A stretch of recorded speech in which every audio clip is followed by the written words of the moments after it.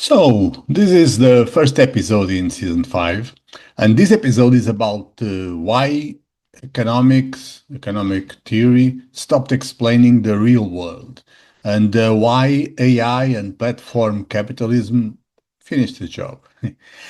We're told that AI will boost productivity, and we all believe in that. We're told that platforms create innovation. Uh, Okay. But in fact, most researchers, innovators, and proposal writers are losing the game. Not because they're bad, not because they don't know what they're doing, but because they're using the wrong economic map, the wrong economic rules. Because it's a map that no longer matches reality. And that's exactly why I published that book, Transition Science in the Economy, not to explain AI, but to explain what breaks when AI meets platform capitalism. And more importantly, who wins, who loses, and why.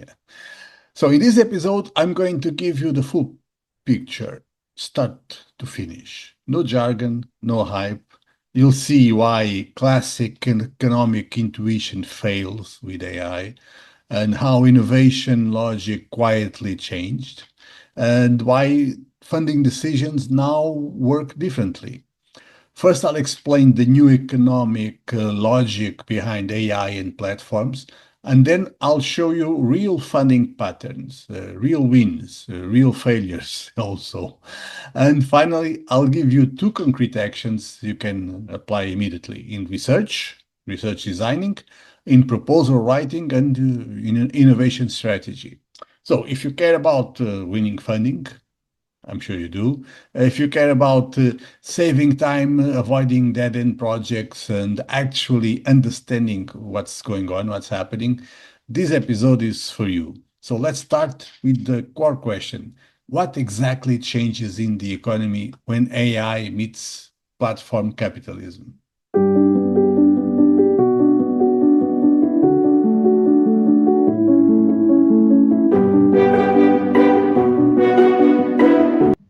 This episode of InnovEU, the EU Project Chronicles, is brought to you by my new book, Transition Science in the Economy.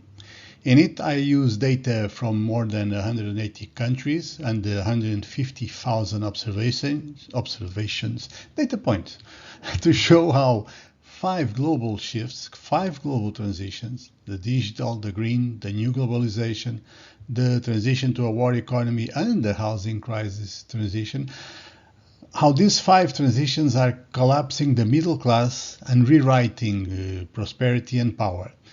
So if you want a clear map of today's economy and economic chaos, search for Transition Science in the Economy on Amazon and get your copy.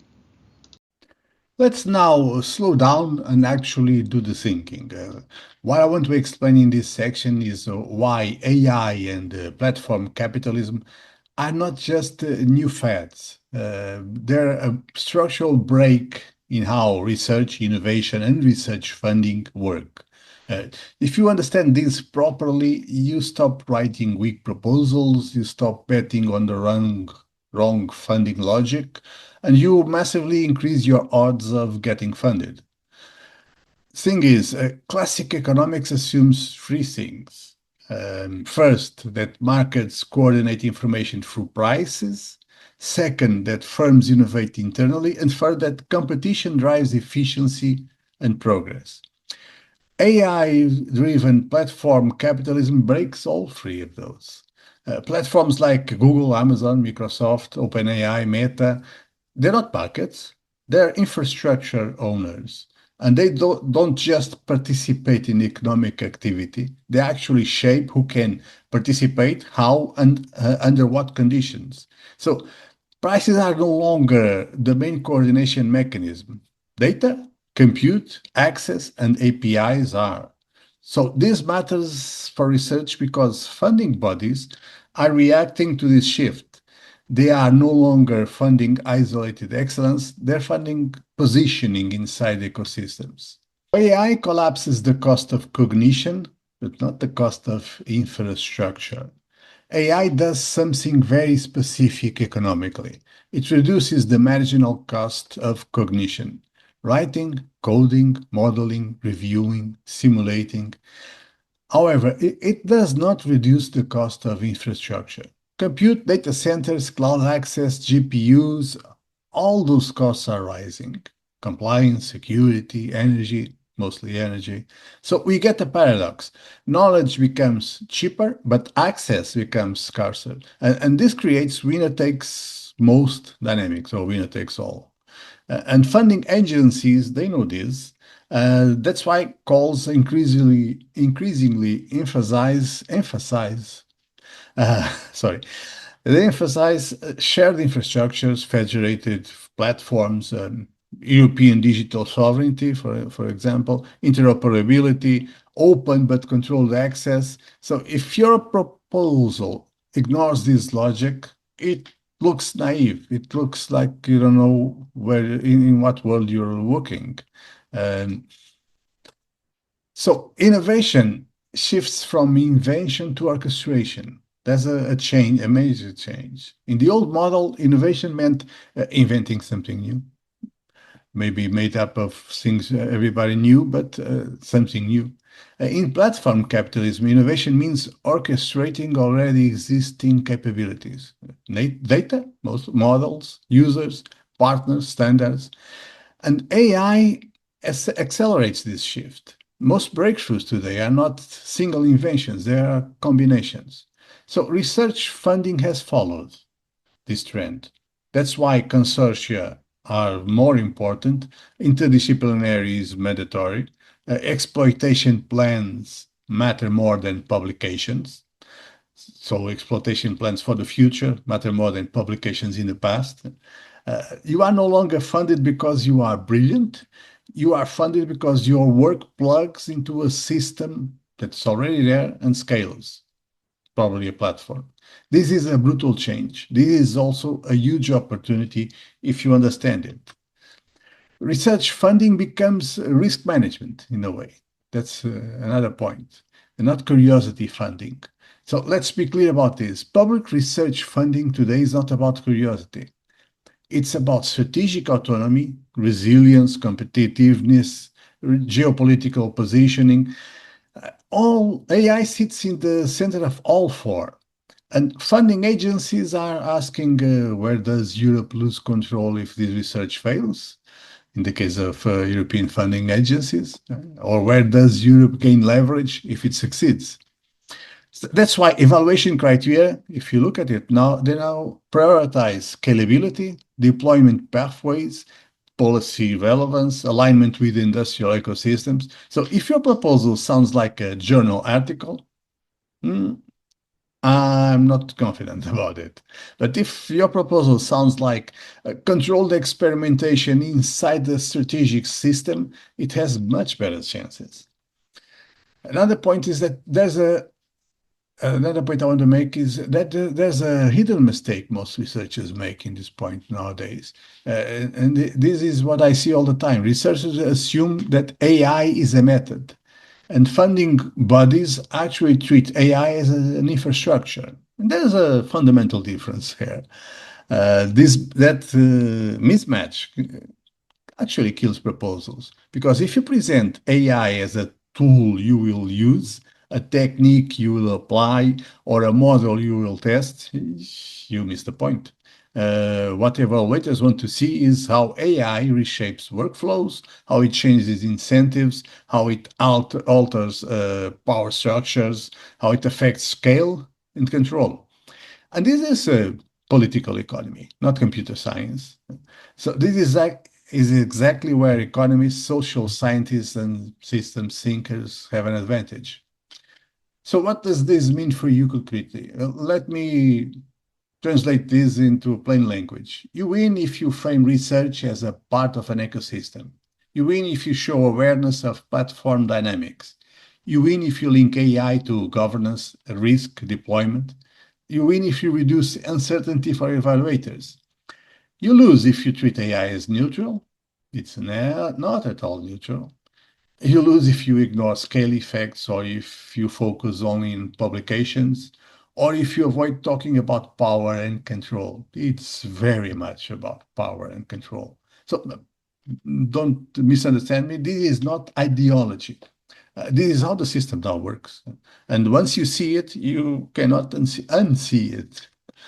So I'll give you just a couple of case studies that actually play out in research funding. One, it's the first is a failure. A few years ago, I reviewed a proposal. Technically, it was excellent. I'm not sure if it's a few years or a few months. It was strong methodologically. It had a strong methodology. It had some great publications from the team, top-tier publications, and the project was about applying AI to optimize a complex system. Smart models, they had solid data sets, clear scientific contribution. So excellence, the excellence section was fantastic. It actually failed badly. Why? Because the proposal treated AI as a method, not an infrastructure dependency. They didn't discuss who would control the data pipeline, where the models would run, what happens after the project ends, and how results would scale beyond the consortium. So it failed not because it was bad science, but because it was high risk and little limited deployment credibility. So another case study I brought to you, a project that was not so original but got funded. A little bit the opposite. So it was a less intellectually exciting proposal. Nothing radically new in the algorithms, but it was framed in a completely different way. The project positioned itself as a building block inside an existing digital ecosystem. It was interoperable with existing platforms and aligned with the industrial deployment pathways. They showed clearly where they would fit, where that piece they were building would fit in the Lego construction. They addressed cloud dependency, compute costs, data governance, even long-term hosting. So the innovation was orchestration, not really invention. And it got funded because it reduced uncertainty for evaluators. So there's a pattern here. Across all these cases and across all these stories, there's a pattern. There's the same rule appears. Funding bodies are not bodies. Bodies are not asking if the research is interesting. They're asking, does it reduce strategic uncertainty in this AI platform world? And you have to have an answer for that in your proposal. If you do, everything else becomes easier and safer for the evaluators. So I'll leave you with two actions. My challenge for you is to take these two actions this week. Because we've been talking about logic and examples. Now, I want to give you two very specific actions, not the framework, not the methodology, not something you do someday. Two tasks, sorry, you can do this week. One, rewrite your project in platform language. This is the first task. Take your current project idea or your last rejected proposal and rewrite one single paragraph. I hope you have some rejected proposal. I do a lot. And take one, choose the most important paragraph in the excellence section and rewrite it in this platform language. Not the whole proposal, just one paragraph. And that paragraph needs to answer this question. Where does the project sit in this wider AI and platform ecosystem? Force yourself to name the infrastructure it depends on, the data flows it uses or creates, who could reuse or extend the results, and what survives after the funding ends. So if your paragraph talks about excellence, novelty, contribution to knowledge. Okay, that's nice, but it's not enough. It can be very challenging, very interesting, but it's not enough. You're doing it wrong. This is not a scientific abstract. It's an economic positioning statement. So this works because evaluators decide risk and quality, not just quality, risk as well. So rewrite this paragraph this way. That's what task one. Task two, um, a little bit uncomfortable. Look at your proposal, identify one illusion you are implicitly relying on. Like common ones are AI is neutral, or someone else will integrate, or results will naturally scale, magically scale, or publication equals impact. Now do something radical to that. Kill that illusion in the text, delete it, and write one sentence that says in plain language why this is a risk, how you control it, and who is responsible. This will this task will change completely the evaluation of the project. So I hope you enjoyed the first episode of season 5. Actually, I hope you enjoyed it enough to justify making the physical task of clicking, grabbing the mouse and clicking on subscribe, on share, on like, so that other people can see the podcast. And take a look at the website of the podcast, and also take a look at my new book, Transition Science in the Economy. See you next week. Bye.